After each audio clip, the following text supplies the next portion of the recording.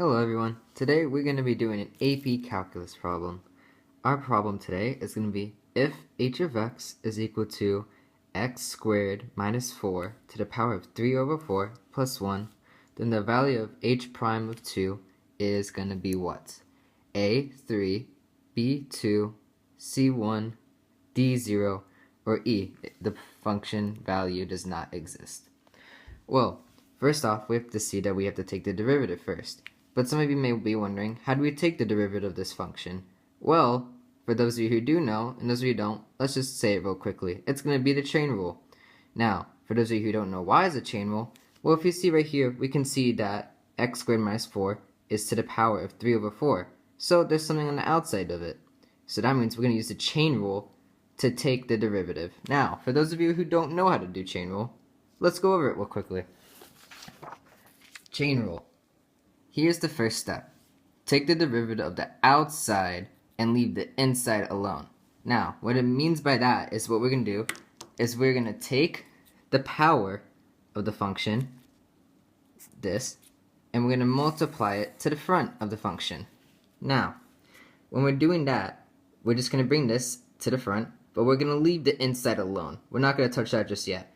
But when we take the 3 to the front, we have to make sure that since it's a derivative, we have to take 1 away from the power. Otherwise, it's going to be wrong.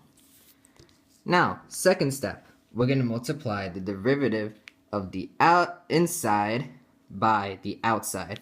Now, how does that look? What we're going to do is, after we've taken the first step, we're going to do derivative of the inside, in this case, x squared minus 6, and it's going to become 2x. Now, for those of you who don't know, since 6 is a constant, constants just become 0, so we don't include them. So that's the example. Now let's try doing this problem right here. So the problem is x squared minus 4 to the power of 3 over 4 plus 1. So from here we're going to do the first step of the chain rule. Take the front, or take the power and move it to the front. So 3 over 4 times x squared minus 4.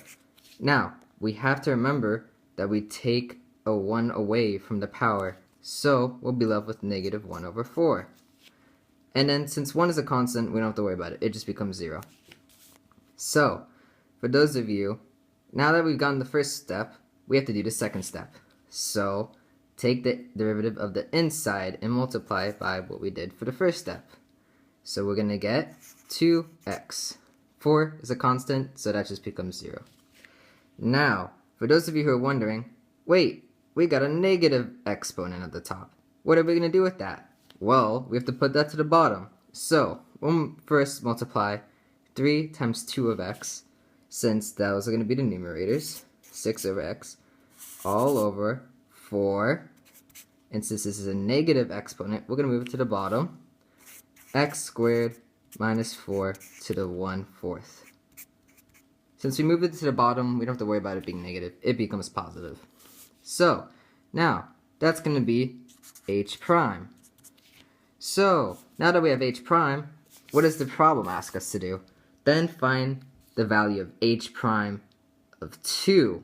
So, h prime of 2. Let's plug 2 into this derivative, or this function that we got.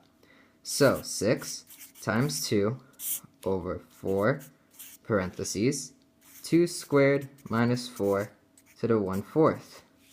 Wait, hold up. When 2 squared minus 4, well, we can tell that that's going to be 0. But since it's going to be 0, anything on the bottom is going to become 0, so we'll be left with 12 over 0. But the problem is, we can't divide anything by 0.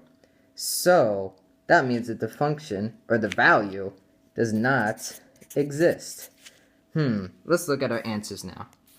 Since we know that it does not exist, h prime of 2, let's look at our answers. A, is it 3? No. Is it 2? No. Is it 1? No. Is it 0? No, it's none of these. So all that is left is E. The function value does not exist. So there's our answer. Hopefully you guys understood this video. Have fun. Good luck.